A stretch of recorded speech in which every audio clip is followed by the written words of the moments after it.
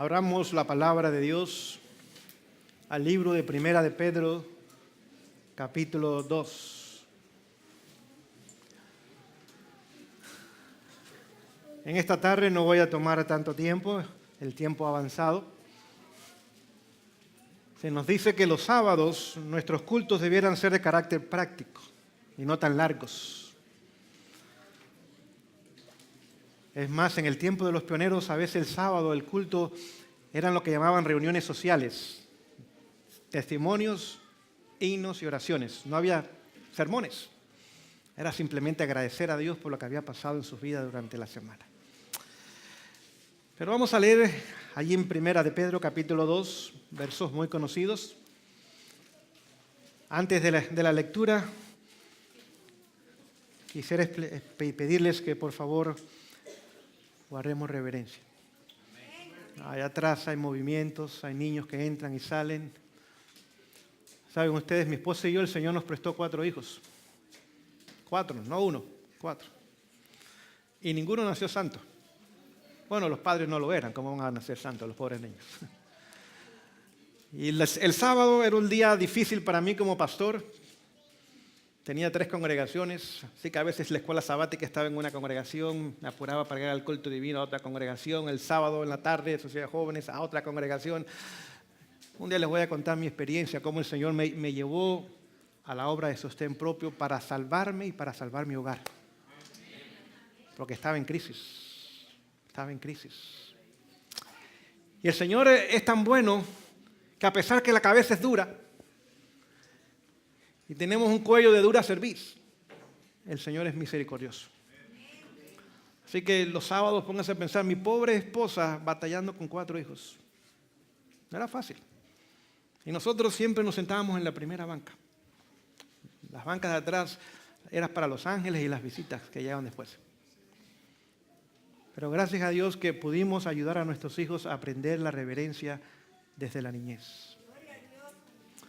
Cuando el niño estaba intranquilo, mi esposa lo sacaba y hablaba con él, no enojada. Hijo, necesitas regresar, vamos a sentarnos. Jesús te va a ayudar a ser reverente. Y oraba con el niño. Señor, ayuda al niño a ser reverente.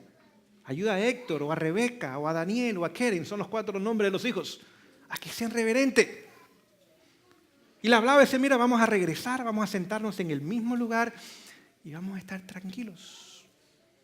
Y Jesús te va a ayudar. Ellos sabían que no les convenía que mami saliera una segunda vez.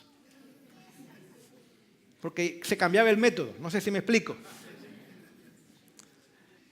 Y usualmente, por la gracia de Dios, la primera vez era suficiente. Hubo algunas ocasiones que fue necesaria la segunda vez. Pero no se repetía muchas veces.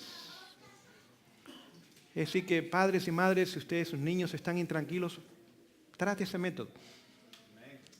¿Saben lo que usualmente sucede con los niños? Cuando no hay culto familiar en casa, no están acostumbrados a estar en la presencia de Dios. Y ahora vienen el sábado, una vez por semana, y es una batalla.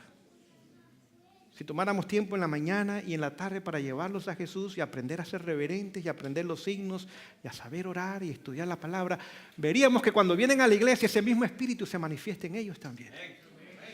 Que yo les animo a incorporar en su horario de hogar el culto matutino y el culto vespertino. ¿Saben ustedes cuando el templo se edificó? Ni ruido de martillo se escuchó en el templo. Pónganse a pensar, la reverencia que hubo aún en la construcción de ¿qué? Ni ruido de martillo se escuchó en el templo. El ruido se hizo afuera. Y con reverencia se ponían los bloques y se armó ese hermoso templo para gloria de Dios. Hay una lección para nosotros ahí también esta mañana. Saben ustedes, el año antepasado estuve en Turquía trabajando con los musulmanes. Es la segunda religión del mundo en cantidad de personas. Y muchos de ellos comienzan a mostrar interés en el mundo cristiano. Así que pude ir a una mezquita un viernes. El viernes es el día más importante para ellos. No es santo, es un día común, pero es el día que supuestamente tienen que ir a la mezquita. Y tienen que ir obligatoriamente los hombres. Las mujeres es opcional, el hombre no. Las mujeres tienen que ir atrás. Atrás hay una reja y detrás de la reja están las mujeres. Los hombres tan solo pasan al frente. Y usted tiene que admirarse por la reverencia que ellos tienen en ese lugar. Cuando entran, se quitan los zapatos. Pónganse a pensar. Y cuando oran, 35 veces tienen que tocar su frente en el piso. 35 veces. Islam es una religión que no es de origen divino, es de origen satánico. Pero Satanás quiere ser obedecido y reverenciado también, ¿sí o no? Sí. Si usted va a las iglesias católicas, también va a notar que hay que reverencia. Es un falso sistema también. Que de nosotros que decimos tener estas grandes verdades y conocer y admirar al único Dios, con mayor reverencia aún debiéramos mostrar nosotros en su presencia. El Señor nos ayude a cultivar el hábito de la reverencia al Señor. Vamos a leer ahí en 1 de Pedro, capítulo 2, versos 9 y 10. 1 de Pedro, capítulo 2, versículos 9 y 10. Ustedes conocen estos versos muy bien. Dice, mas vosotros sois linaje escogido, real, sacerdocio, nación santa, pueblo adquirido, ¿por quién? Por Dios, para que anunciéis las virtudes de aquel que os llamó de las tinieblas a su luz admirable. ¿Es hermoso este verso? ¿Cuántos somos sacerdotes? ¿Cuántos somos linaje escogido? ¿Cuántos somos pueblo adquirido? Y nación santa también. Verso 10. Vosotros que en otro tiempo no erais pueblo, pero que ahora sois pueblo de ¿quién? Que en otro tiempo no habías alcanzado ¿qué cosa? Misericordia, pero ahora habéis alcanzado misericordia. Gracias a Dios por su palabra y bendiga la lectura de su palabra en esta tarde. Quizás usted se pregunta, y mi objetivo en esta tarde es tratar de contestar esa pregunta, ¿estaré yo en el movimiento correcto? ¿Estaré yo siguiendo los patrones de Dios? ¿Estaré siguiendo yo la palabra de Dios? ¿Estaré yo formando parte del pueblo de Dios para este tiempo? Quizás esa pregunta ha venido a su mente en más de una ocasión y yo no las voy a contestar, voy a dejar que la palabra de Dios conteste en esta mañana. Y vamos a ir al libro de Apocalipsis. Y en el libro de Apocalipsis encontramos todo lo que está pasando hoy día. Pregunto yo, en Apocalipsis 2 encontramos una mujer pura y representa ¿a quién? La iglesia de Dios. La iglesia del Antiguo Testamento, que después se convirtió en la iglesia del Nuevo Testamento, la iglesia apostólica o la iglesia primitiva, y después se convirtió en la iglesia de la Edad Media, y después se convirtió entonces en la iglesia remanente de nuestros días. Apocalipsis 12.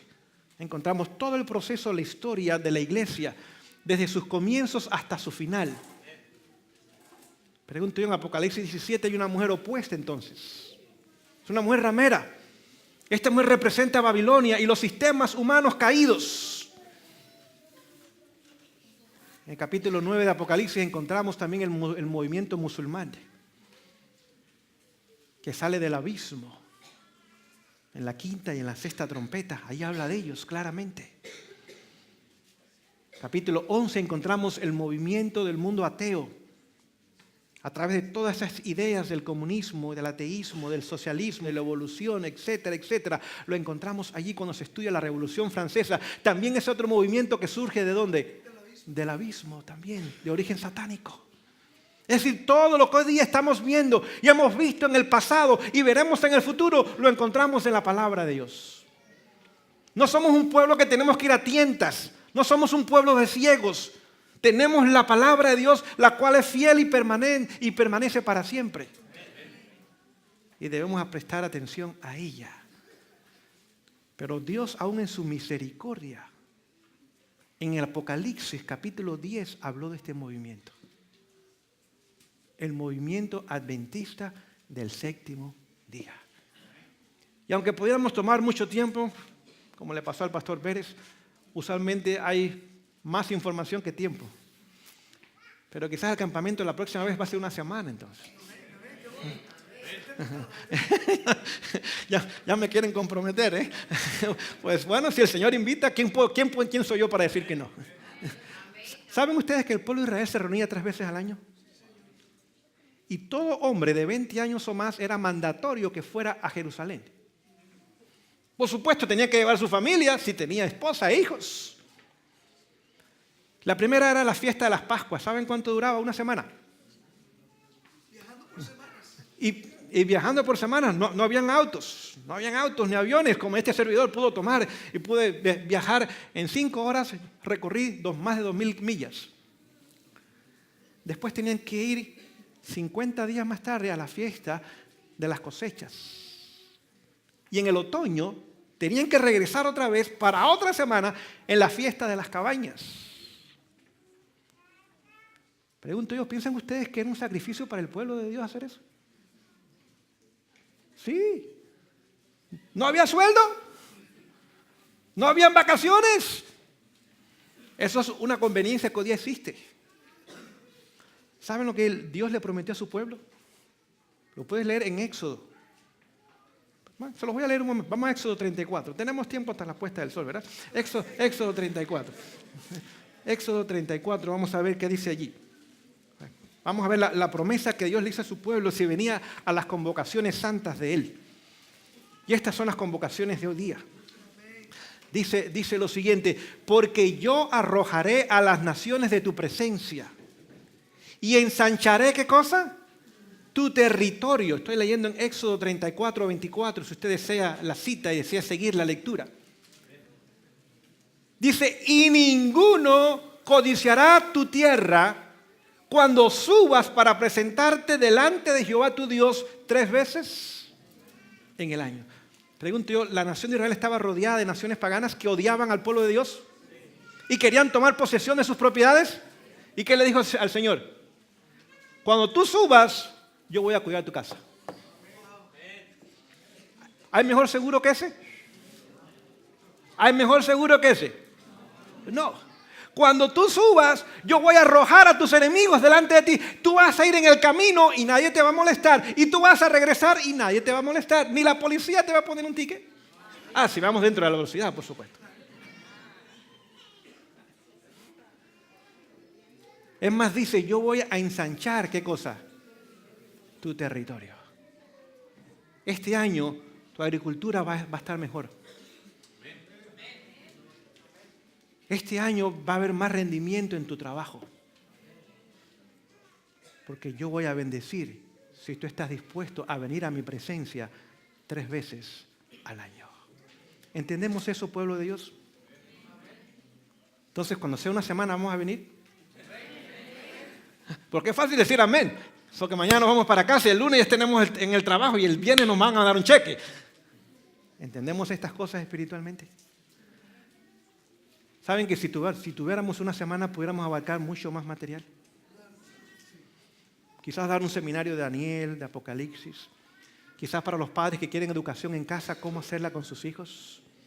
Quizás con las damas y caballeros que quieren cocinar, dar una clase de cocina todos los días, cómo preparar un buen desayuno, un buen almuerzo, una buena cena, una buena comida, cómo preparar buen pan, preparar buenos postres. ¿No sería práctico eso? ¿Eh? ¿No sería bueno un seminario de obra médica misionera? Nos gusta que nos den el masaje, pero ¿no es mejor dar que recibir? No, ya hay menos amenes, porque estamos esperando que pero no. ¿Sería bueno un seminario de agricultura? ¿Sería bueno un seminario de preparación de temas para aquellos que quieren predicar? ¿Sería bueno un seminario para saber cómo dar estudios bíblicos? ¿Sería bueno un seminario de cómo realizar la obra de colportaje? Porque no olvide, dice que la mayor parte de las conversiones al final del tiempo vendrán como resultado de la página impresa, que un día llegó a esas casas. Y el enemigo ha logrado hoy día casi destruir la obra de colportaje, por lo menos en esta nación. Porque él sabe el impacto que tiene esa obra, pero tenemos que capacitarnos para saber hacer esa obra. Ahora, si tuviéramos una semana, pudiéramos incluir mucho más de esta información, invitar a otras personas de más experiencias en estas áreas y ahora tener el banquete mucho más grande, de sábado a sábado. Es el plan de Dios para su pueblo. Vamos al libro de Apocalipsis capítulo 10. Apocalipsis capítulo 10, verso 1. Apocalipsis capítulo 10, verso 1. Dice, vi descender del cielo a otro ángel fuerte. Aquí está escribiendo el apóstol Juan en la isla de Patmos. Y ahora dice que ve descender del cielo otro ángel fuerte. La palabra que se traduce como ángel es la palabra enviado o mensajero. Y vamos a ver quién es este ángel. Si realmente es un ángel de esas criaturas que Dios hizo como parte de su ejército o será otro personaje. Y ahora vamos a ver que el ángel tiene un uniforme. ¿Serán importantes los uniformes? Claro, pregunto, ¿la policía tiene un uniforme? ¿Y usted puede distinguir al policía por el uniforme que tiene? Claro que sí. Pregunto yo, ¿el doctor tiene un uniforme? ¿Los jueces tienen un uniforme? Es decir, que el uniforme describe la obra o el trabajo o la función o la posición de la persona la cual estamos estudiando en esta mañana o tarde. Vemos su uniforme. En primer lugar dice que estaba envuelto en una nube. En segundo lugar, con el arco iris sobre su cabeza. En tercer lugar, su rostro era como el sol. Y en cuarto lugar, sus pies como columnas de fuego. Pregunto yo, ¿hay algún ángel que tenga estas características? No. Este ángel, este enviado, este mensajero es Jesús. El único que tiene esas características es Él. Y vemos que cuando este movimiento surgió, el primer mensaje que se comenzó a predicar fue el mensaje de las nubes, el mensaje de la segunda venida de Jesús. No te dice que cuando Él venga, todos sus ángeles vienen con Él. Y los ángeles representan esas nubes.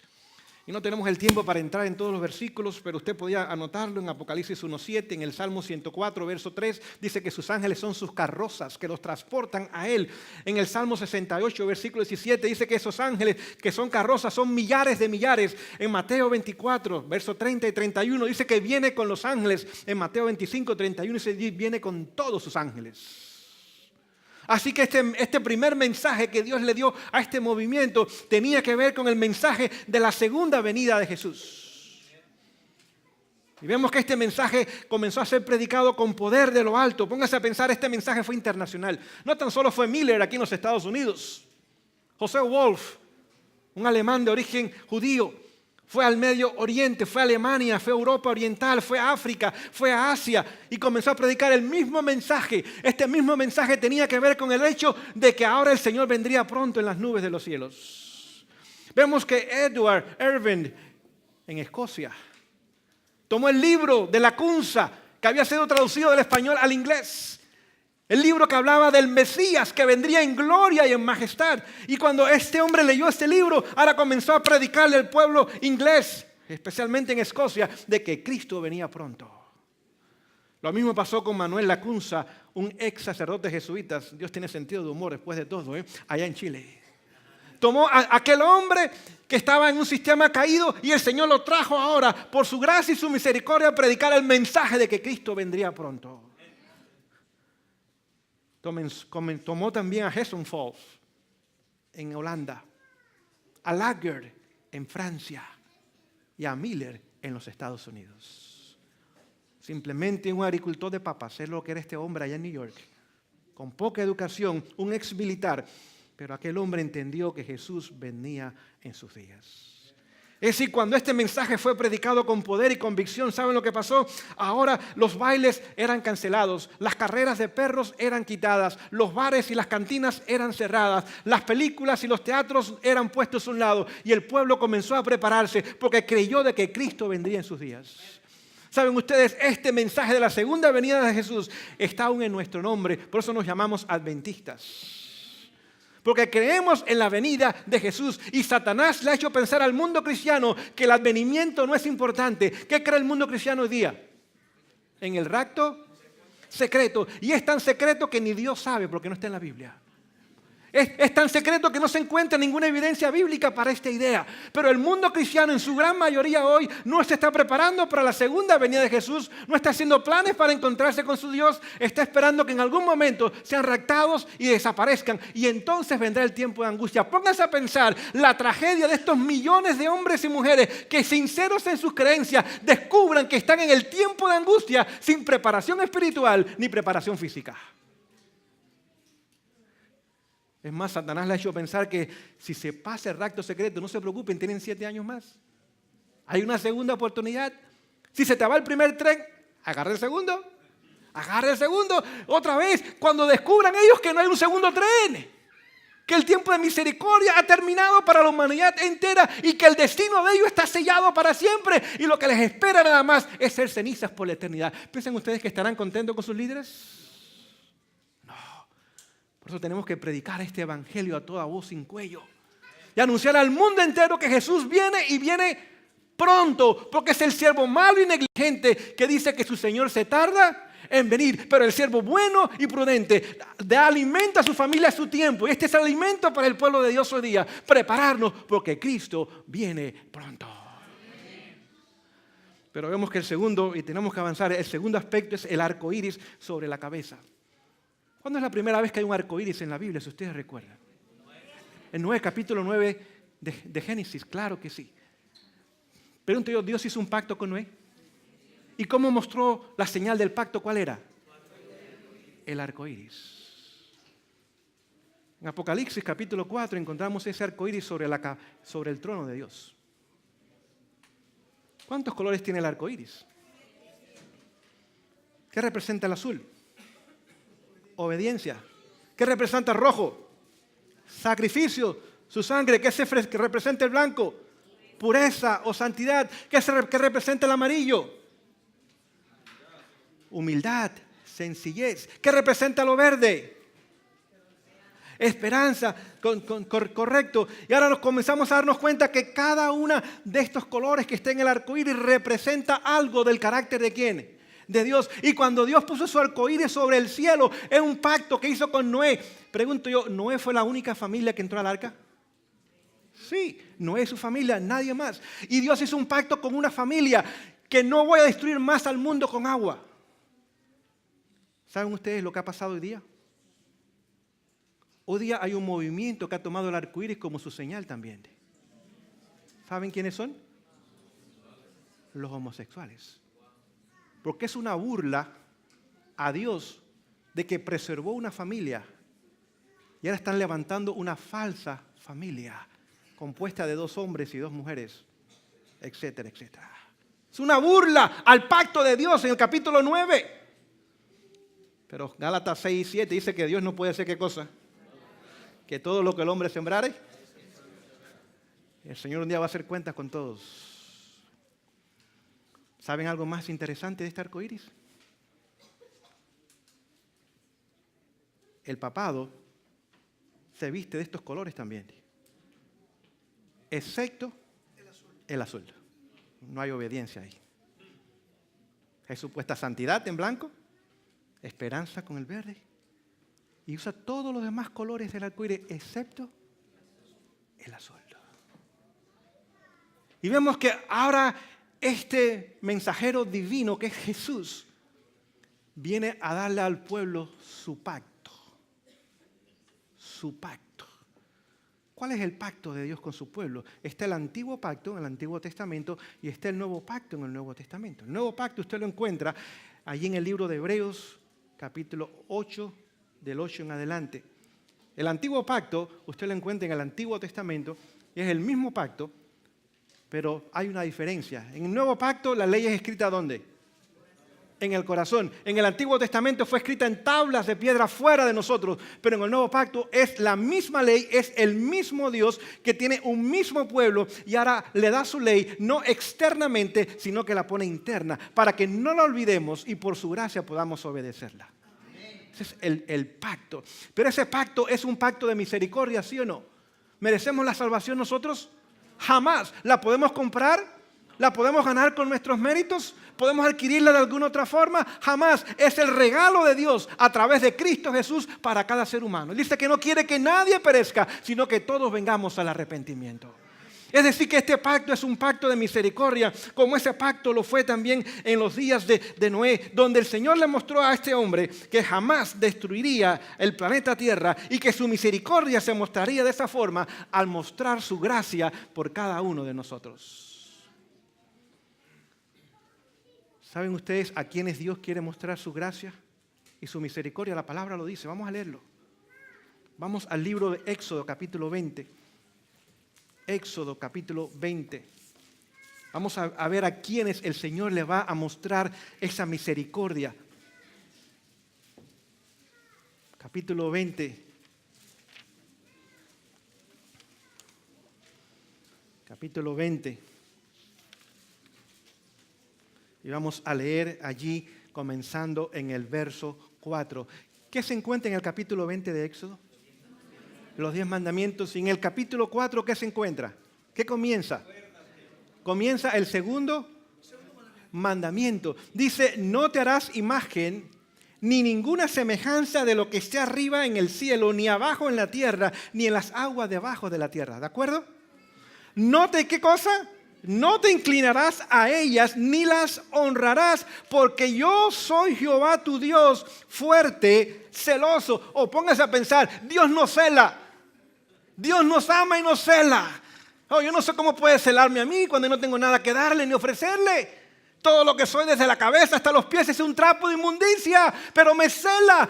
Y me cela con amor eterno. Y lo mismo hace con cada uno de nosotros. Dice, no te inclinarás a ellas ni las honrarás, porque yo soy Jehová tu Dios fuerte, celoso, que visito la maldad de los padres sobre los hijos hasta la tercera y cuarta generación de los que me aborrecen. Ahora escuchen, esta es la parte principal en este momento. Y hago misericordia a ¿quiénes? A millares. ¿Y a quiénes les hace misericordia? A los que me aman. Y como resultado de ese amor, ¿qué sucede? Guardan, ¿qué cosa? Mis mandamientos. ¿Para quién es la misericordia de Dios? Para los que aman a Dios y hacen ¿qué cosa? Y guardan ¿qué cosa? Su mandamiento. ¿Saben que por eso el papado quitó el segundo mandamiento? Porque no quiere que la gente alcance misericordia de Dios. Y quitó ese mandamiento para que la gente se arrodille y se postre delante de imágenes. Es más, les hago una pregunta. Al final de la historia, ¿se va a levantar otra vez una imagen? ¿Y el mundo entero se va a inclinar frente a esa imagen? Ya se equivocaron ustedes. El mundo entero no lo va a hacer.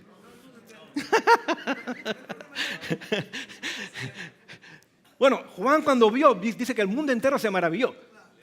Es decir, pero sabemos que no. Pero pregunto yo, ¿en la gran totalidad de la población mundial reconocerá esta imagen? ¿Y se va a inclinar frente a ella a reconocerla? Sí. ¿Alcanzarán misericordia? No. En las plagas que caen sobre ellos. Los juicios de Dios sin mezcla ¿de qué? De misericordia. Cae justicia nada más sin misericordia. ¿Y qué pasa con el pueblo de Dios durante ese tiempo? ¿Alcanza misericordia?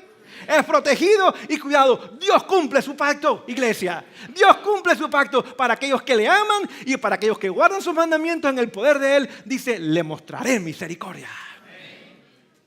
Por eso que el papado quitó el segundo mandamiento. Para que el mundo no sepa cómo alcanzar misericordia. Pero nosotros somos llamados a restaurar la ley de Dios. No como un medio de salvación, sino simplemente como lo que es. Es la causa de la salvación que Cristo ha ofrecido y ahora nosotros reflejamos la belleza de su carácter, porque no olvide, la ley no es más que el trasunto o el reflejo del carácter de Dios. Así que vemos que este arco iris representa también, representa ese pacto, el nuevo pacto de misericordia y de gracia que Dios hace con su pueblo. Lo tercero es, y su rostro era como el sol. ¿Qué representará esta frase, esta declaración? Tendríamos que ir a Malaquías, capítulo 4, versículo 2. Donde dice que aquellos que temen al Señor, ¿qué sucederá con ellos? Que nacerá el sol de justicia. ¿Qué mensaje le fue dado también a nuestros pioneros? El mensaje de la justicia de Cristo. Un mensaje completo, un mensaje que abarca todo el plan de salvación. No tan solo es la cruz con el perdón, sino también la obra intercesora de Jesús en el lugar santo y después el lugar santísimo para terminar la obra en un pueblo que esté apercibido para encontrarse con su Dios. Ese es el mensaje de la justicia de Jesús. La justicia que primero es imputada y después es impartida. La primera es nuestro título para el cielo. La segunda es nuestra idoneidad para el cielo. En la primera Jesús es el autor de nuestra fe. En la segunda Jesús es el consumador de nuestra fe. No es obra humana, es obra divina. Pero el ser humano tiene que hacer dos cosas. En primer lugar, estar de acuerdo con esa obra. Y en segundo lugar, cooperar con Dios en esa obra.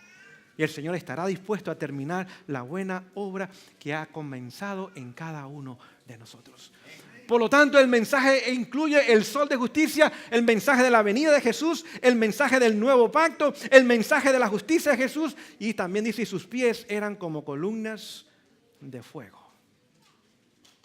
Pregunto yo, ¿Dios le dio este movimiento columnas o pilares? Sí. ¿Qué hace que nuestro cuerpo se mantenga en pie? Las piernas. Y no tan solo hace que se mantenga en pie, sino que se mueva.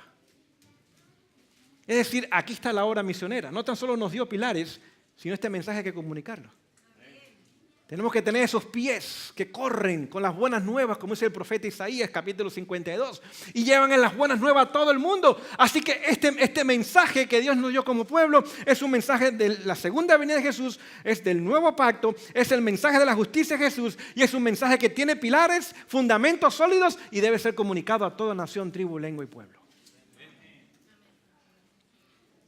Verso 2. Y tenía en su mano un librito abierto. ¿Qué tenía en su mano? Abierto. Y puso sus pies derechos sobre el mar y sus pies izquierdos sobre la tierra. Librito abierto. No dice libro, y es una descripción muy correcta. Dice librito. Ahora les hago una pregunta que quizás es difícil contestar. Y si no la sabe, no se preocupe, le voy a dar la respuesta. La pregunta es para ponerlo a pensar nada más. ¿Qué libro o qué parte de qué libro había sido sellada anteriormente? Exactamente. De Daniel 8 hasta el capítulo 12 había sido sellado. ¿Recuerdan ustedes?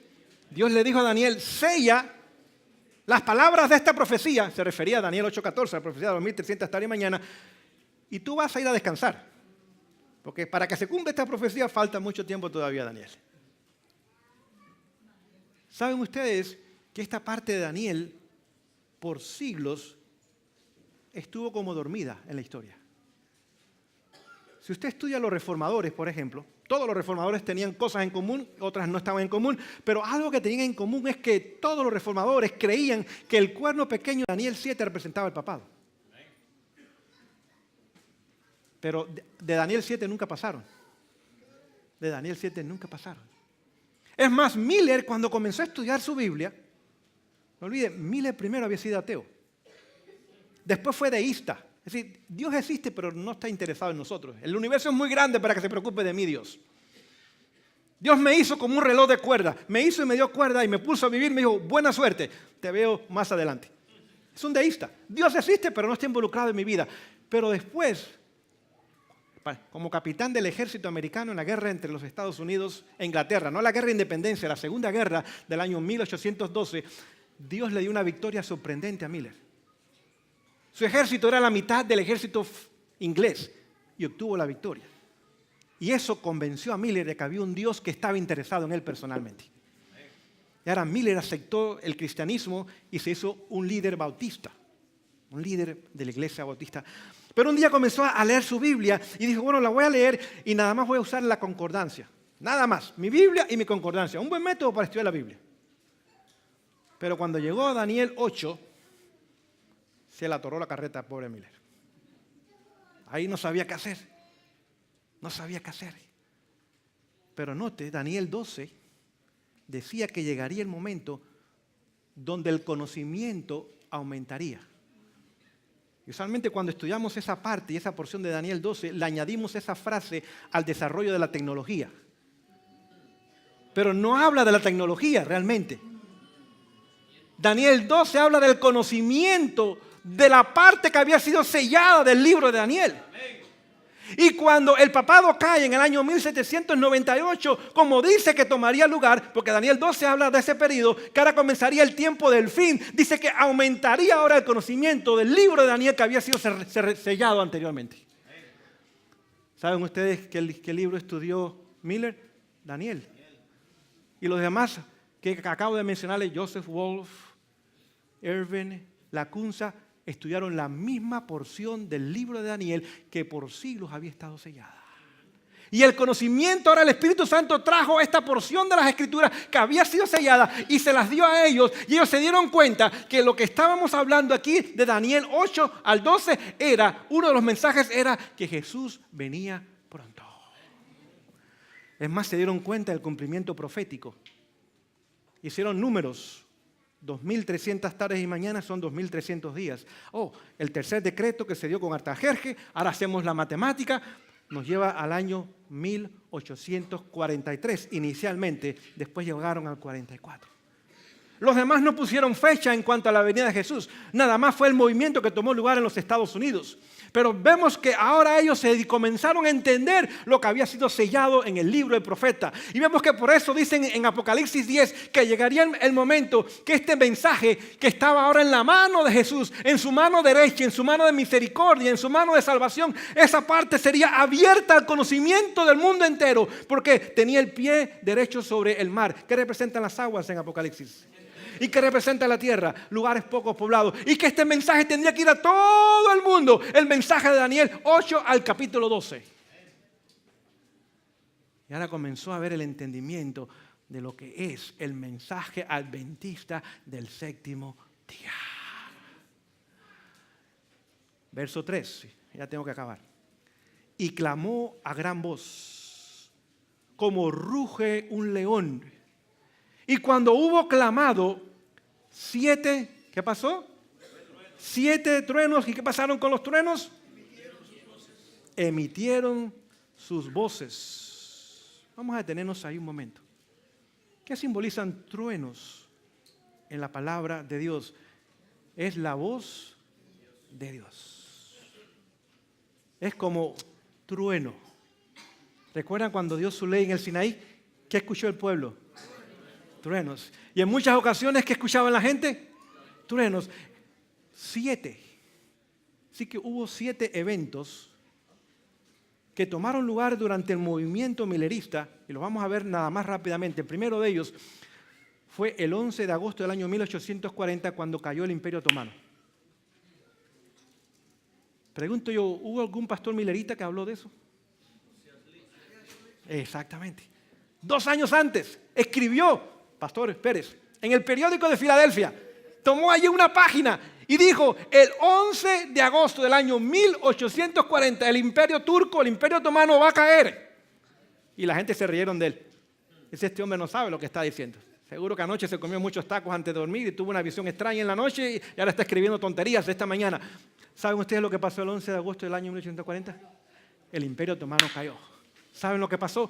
Más de 1000. Usted lea la historia. Tiene que conocer. Quizás podamos dar una semana, un seminario de historia de nuestro movimiento, de la historia denominacional. Más de 1000 pastores evangélicos o protestantes en aquel entonces, no eran evangélicos, eran protestantes todavía en aquel entonces, le escribieron a él diciendo, si ustedes pudieron predecir la caída del Imperio Otomano cuando no había ninguna evidencia, posiblemente lo que están diciendo que va a pasar unos años más adelante va a tomar. Y esto le dio tremendo ímpetu al movimiento millerista. Le dio credibilidad delante del mundo entero. Y ahora el mundo entero comenzó a prestar atención. Esta gente conoce sus Biblias y saben de profecía. El segundo trueno fue en junio del año 1842, cuando el mensaje del segundo ángel se comienza a predicar. Ahora las puertas les son cerradas a los milleritas. Dice, ahora Babilonia ha caído, ¿qué tienen que hacer ustedes? Salir de allá. Únanse a este movimiento. Las iglesias han cerrado las puertas, no quieren escuchar este mensaje, no quieren dejarnos predicar en sus iglesias. Es más, ¿saben lo que le pasó a la familia Harmon? Los borraron. Eran metodistas.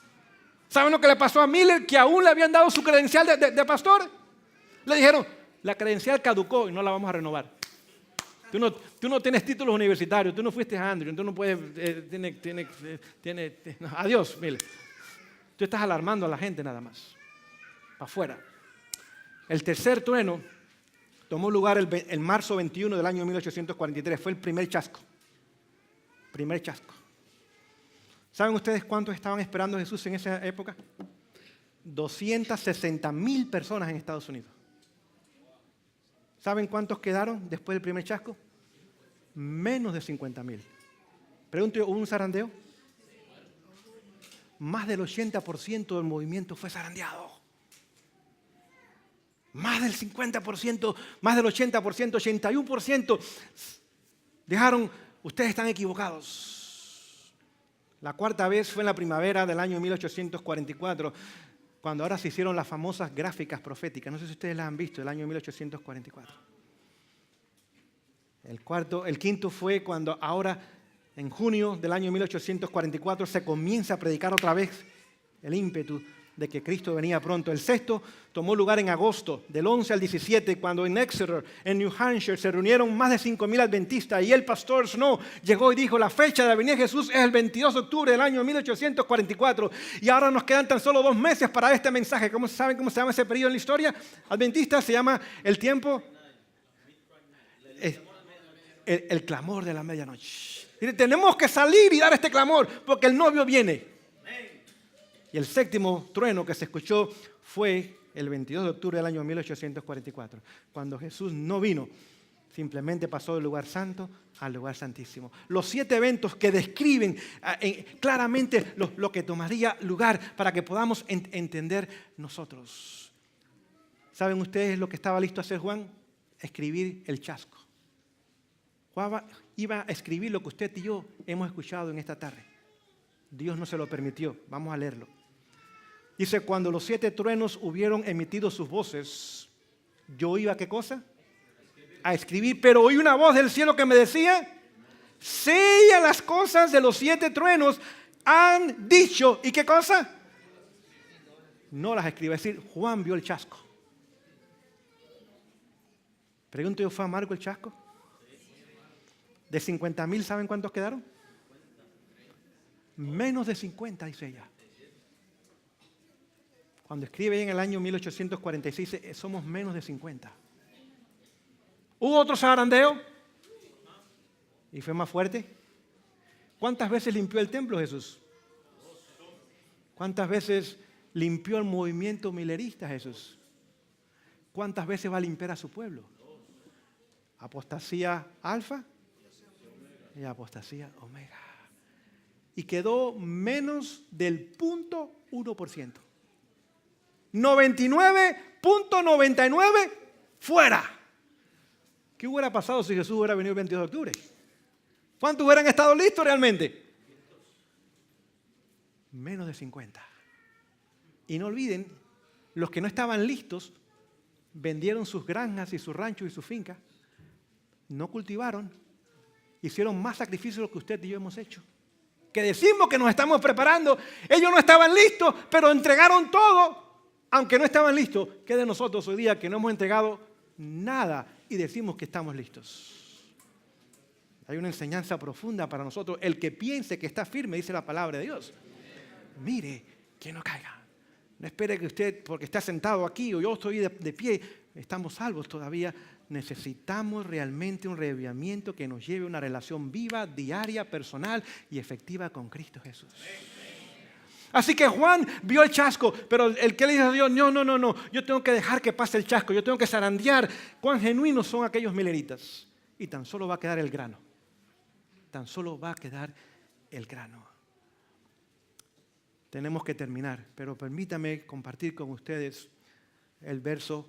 Voy a leer el 5 y el 6. No lo voy a explicar, nada más lo voy a leer. Y el ángel que vi en pie sobre el mar y sobre la tierra levantó su mano al cielo y juró por el que vive por los siglos de los siglos, que creó el cielo y las cosas que están en él, y la tierra y las cosas que están en ella, y el mar y las cosas que están en él, que el tiempo no sería ¿qué cosa?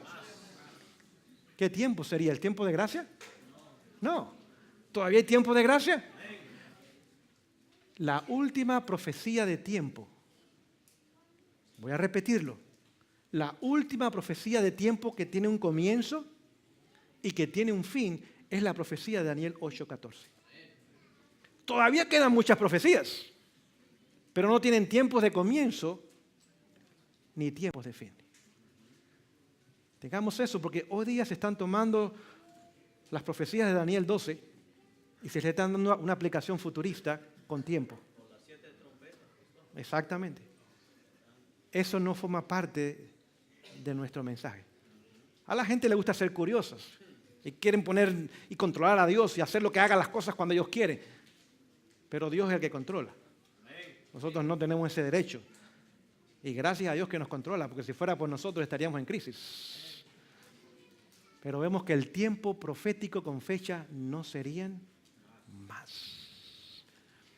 Verso 7. Sino que en los días de la voz del séptimo ángel. La voz del séptimo ángel. ¿Qué ángel se está refiriendo acá? Séptimo. Está hablando de las 7 trompetas. Es decir, la séptima trompeta ha estado tocando desde el año 1844 al presente. No es en el futuro. 6 trompetas han pasado. Es más, claramente la sierva de Dios aplica la caída del Imperio Otomano como el cumplimiento de la 6ª trompeta. ¡Claramente! Yo prefiero estar de acuerdo con ella que con teólogos.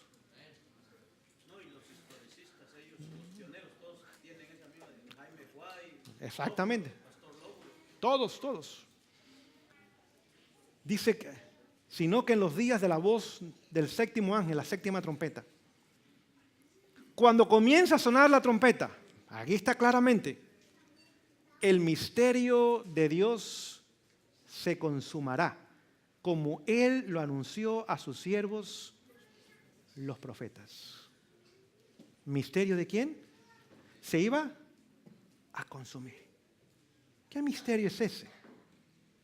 Vamos a leerlo para que podamos nosotros entenderlo. Vamos primero a Colosenses capítulo 1, verso 27. Colosenses capítulo 1, el verso 27. A quienes Dios quiso dar a conocer las riquezas de la gloria de ¿qué cosa? Misterio. ¿Entre quiénes? Entre los gentiles.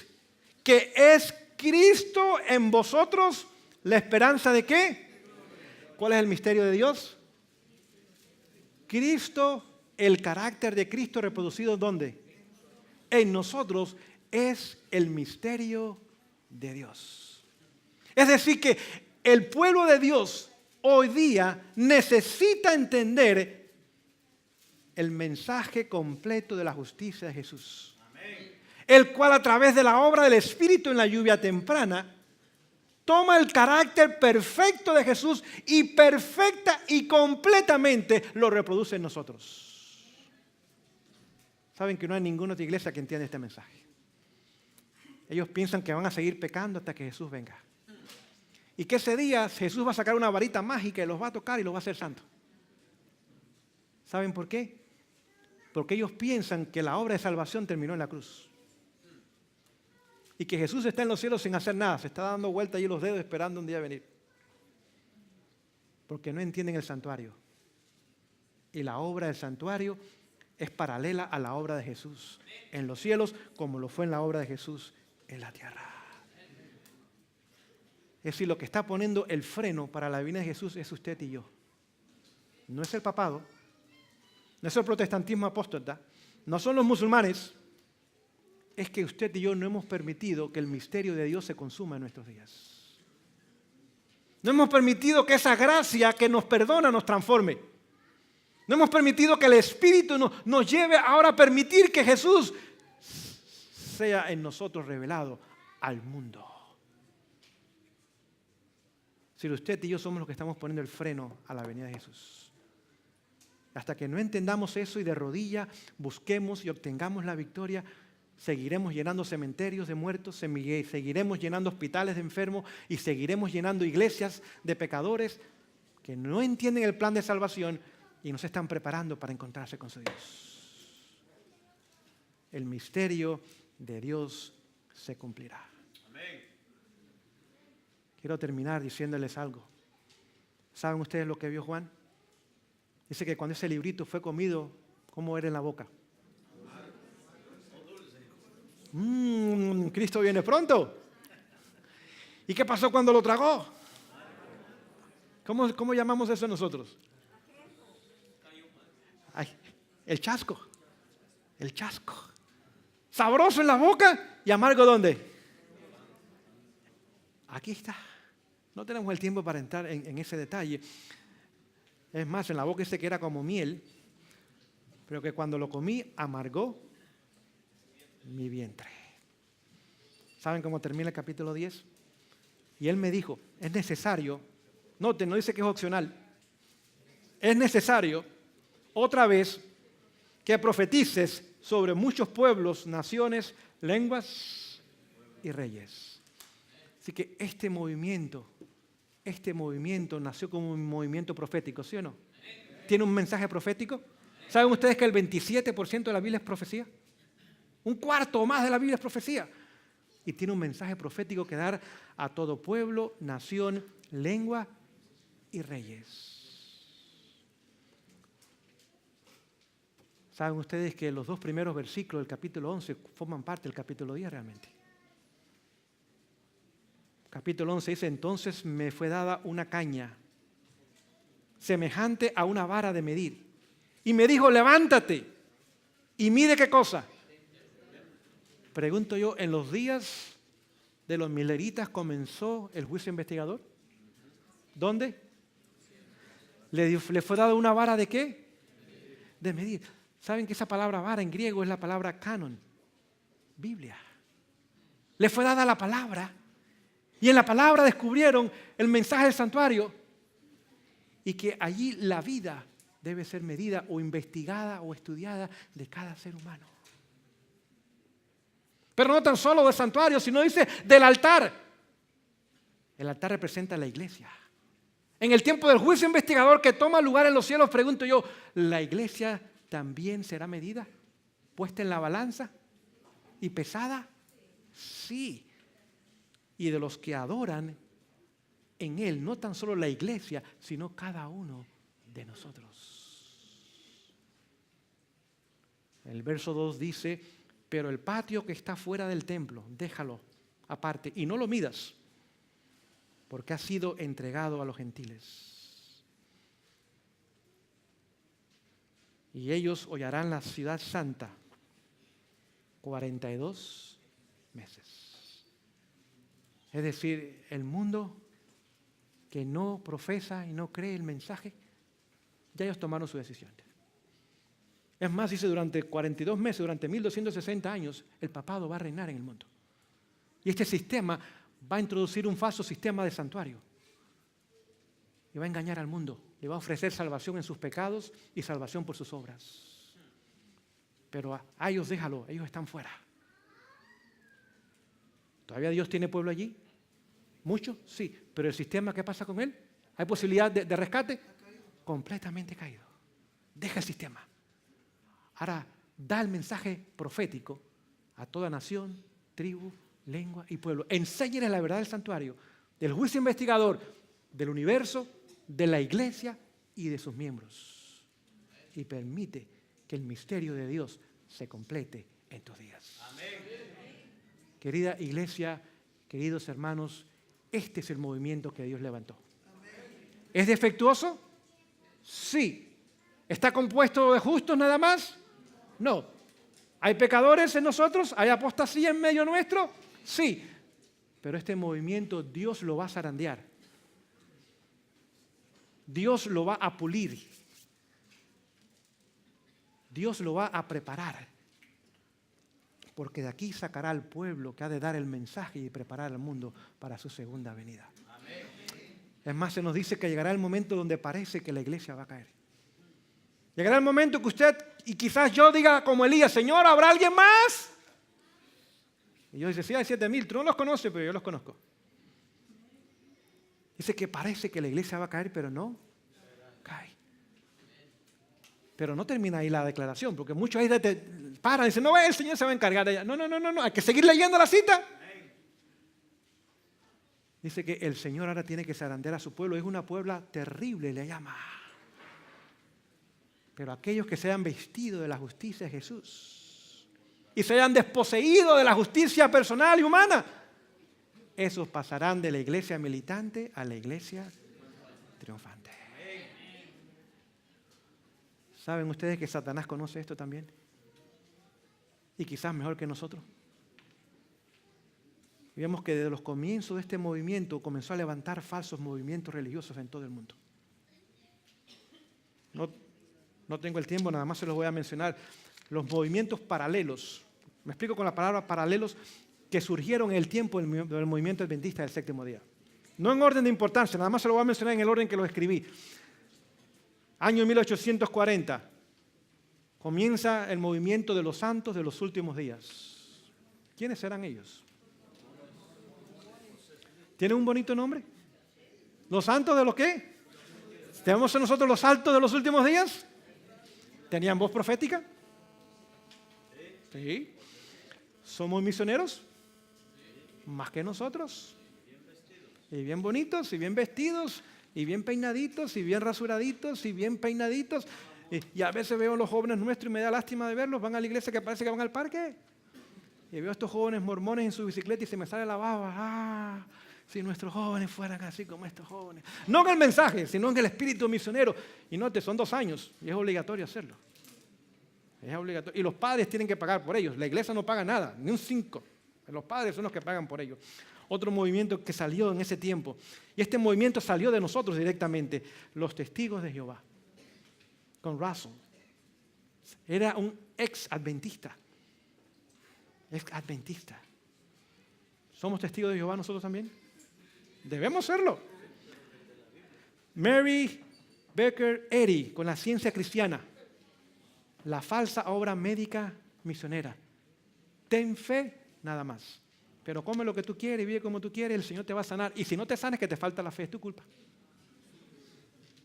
Es tu culpa. Margarita McDonald es la madre del pentecostalismo moderno.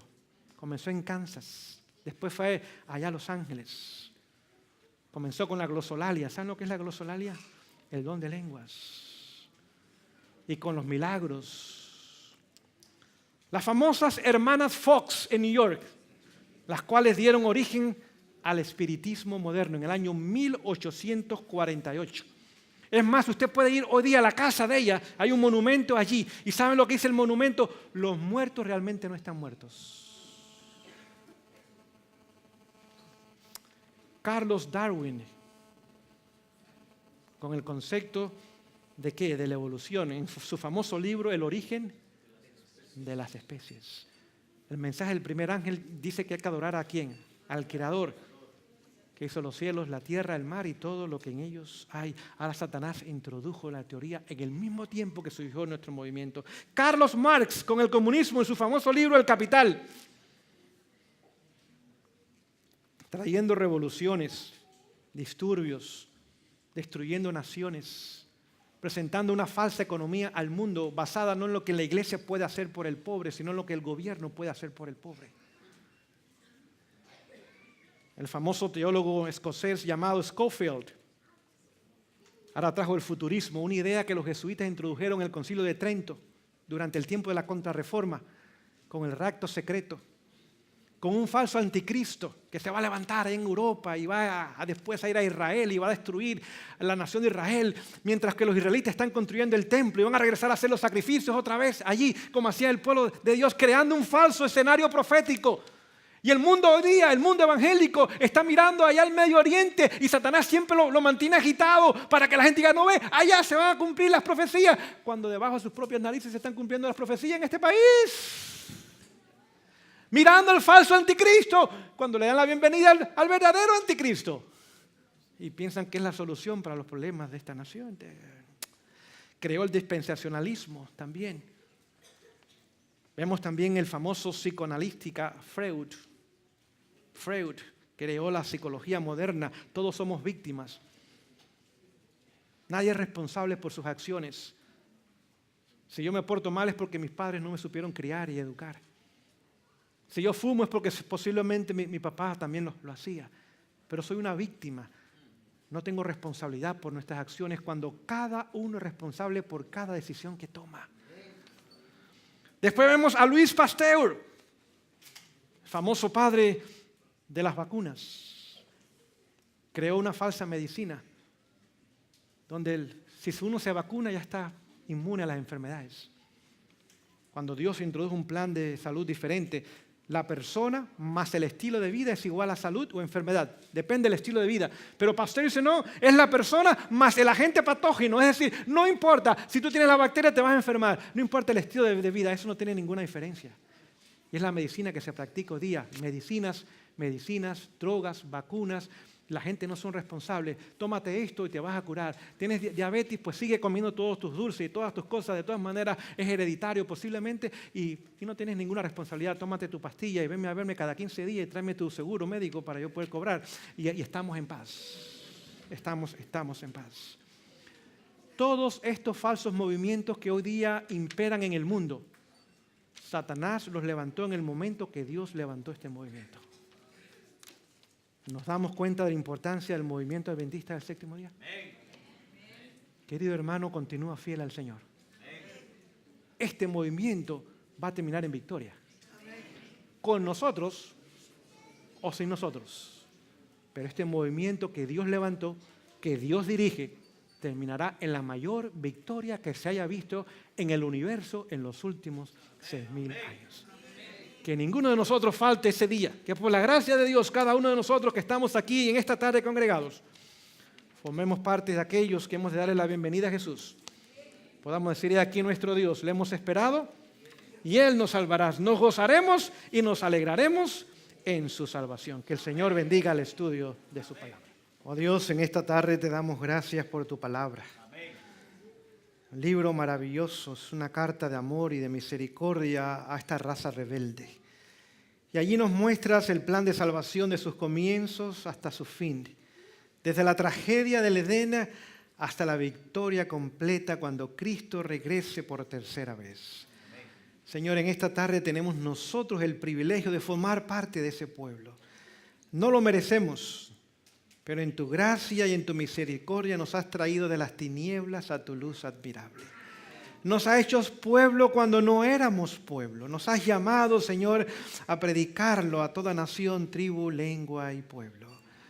Oh Señor, es imposible para nosotros hacer esa obra. Somos muy débiles, muy defectuosos. Recursos nos faltan en muchas ocasiones. Señor, pero esa obra ha de terminarse bajo la unción del Espíritu Santo. Lo que necesitas son instrumentos dóciles, instrumentos que puedas usar y enseñar para que puedas usar a tu discreción en todo lugar, en todo momento, bajo tu dirección. Amén. Señor, permite que por tu gracia ninguno de nosotros nos alejemos de estos caminos.